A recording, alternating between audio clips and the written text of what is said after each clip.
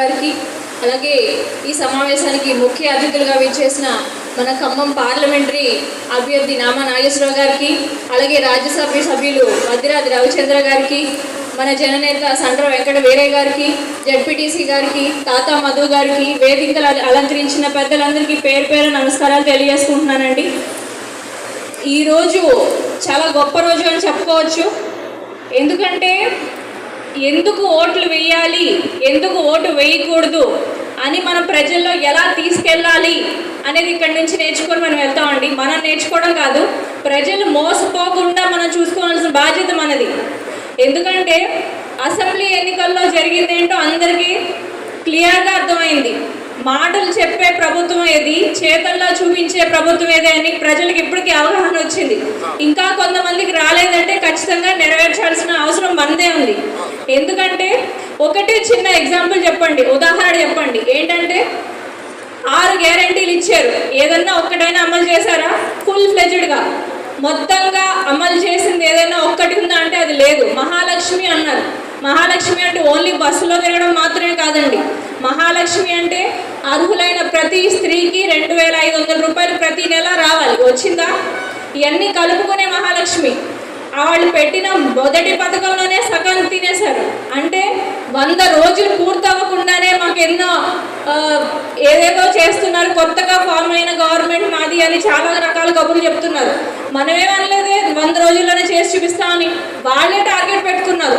100 రోజుల్లో మేము రైతులకు ఇది చేస్తాం, 2 లక్షల రుణమాఫీ 100 రోజుల్లోనే చేసేస్తాను, 2500 రూపాయలు మేము గెలవంగానే ఇస్తాము. అలాగే కళ్యాణ లక్ష్మి మనం 1,00,000 రూపాయలు ఇస్తుంటే 1,00,000 రూపాయలు ఏంటి, 1,00,000 రూపాయలతో పాటు నేను తులం బంగారం ఇస్తాను. వీళ్ళందరినీ ఒకటే ప్రశ్న వేయండి, తులం బంగారం వచ్చిన వాళ్ళు ఖచ్చితంగా కాంగ్రెస్కి ఓటేయండి, రాని వాళ్ళు బీఆర్ఎస్ ఓటేయడం మాత్రం ఖచ్చితంగా అడగండి. అవునా కాదా? 15,000 రూపాయలు రైతు బంధు ఇస్తా అన్నారు. ఇచ్చిన వాళ్ళందరినీ కాంగ్రెస్ ఓటేయమనండి. కానీ ఇవ్వని వాళ్ళు ప్రతి ఒక్కరు బీఆర్ఎస్ ఓటేయమని చెప్పండి. ఇవన్నీ కూడా మనం ఖచ్చితంగా నిలదీసి మనం ఓట్లు వేసుకోవాల్సి వస్తుంది.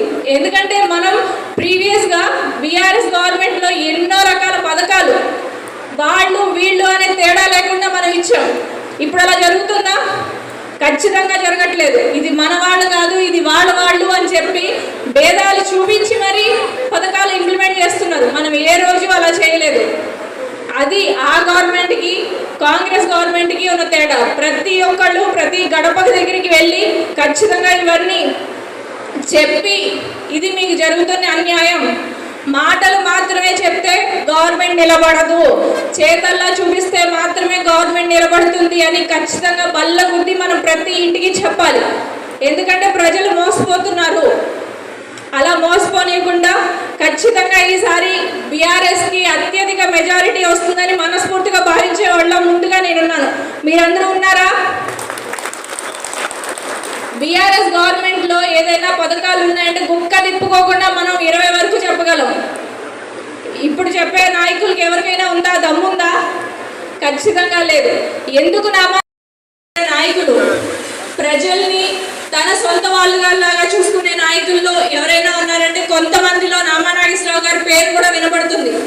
ఎప్పుడు కూడా ప్రజల సమస్యలు సాహసం కూడా చేయరు.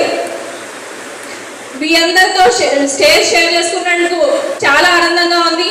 అలాగే రెండోసారి రాజ్యసభ సభ్యులుగా ఎంపికైనటువంటి వద్దిరాజు రవిచంద్ర గారితో ధన్యవాదాలు, కంగ్రాచులేషన్స్ చెప్పుకుంటూ ఈ అవకాశం నాకు ఇచ్చిన ప్రతి ఒక్కరికి ధన్యవాదాలు తెలియజేసుకుంటున్నాను. Thank you so much. Thank you అమ్మా.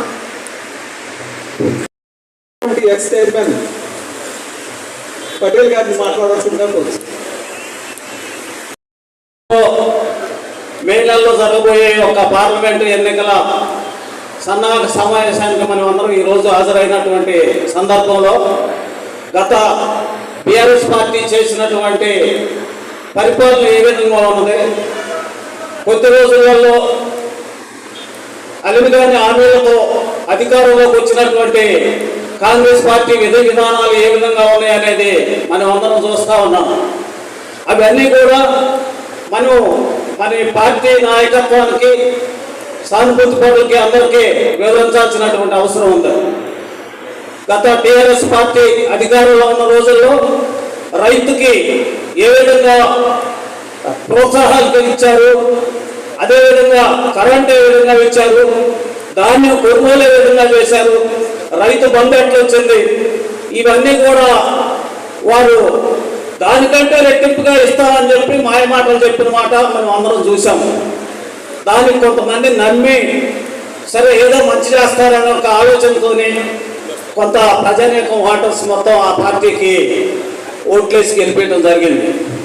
ఈనాడు అధికారంలో ఉన్నటువంటి కాంగ్రెస్ పార్టీ ఒక్క రైతులు కాదు, పేదవాడికి కావాల్సినటువంటి సంక్షేమం కానీ, అది పెన్షన్ కానీ, లేకపోతే రైతు బంధు కానీ, రుణమాఫీ కానీ, వాళ్ళు ఇచ్చిన వాగ్దానాలు ఏంటి, ఈరోజు వారు చెప్పే ఏంటి, ఎవరన్నా పార్లమెంట్ నియోజకవర్గ టిఆర్ఎస్ పార్టీ అభ్యర్థి శ్రీ గౌరవనీయులు నామా నాగేశ్వరరావు గారికి మరియు ప్రస్తుత రాజ్యసభ సభ్యులు వద్దిరాజు రవిచంద్ర గారికి మరియు మన ప్రీతమ నాయకులు ఎక్స్ ఎమ్మెల్యే గౌరవనీయులు శ్రీ సండ్ర వెంకట వీరయ్య గారికి, అదేవిధంగా నవజీవన్ గారికి మరియు ఎంపీపీ గారికి, జెడ్పీటీసీ గారికి, వైస్ ఎంపీపీ గారికి, పటేల్ గారికి మరియు ఈ వంగ గిరిజా గారికి, సుధాకర్ బాబు గారికి మరియు ఈ కార్యక్రమానికి ఇచ్చేసినటువంటి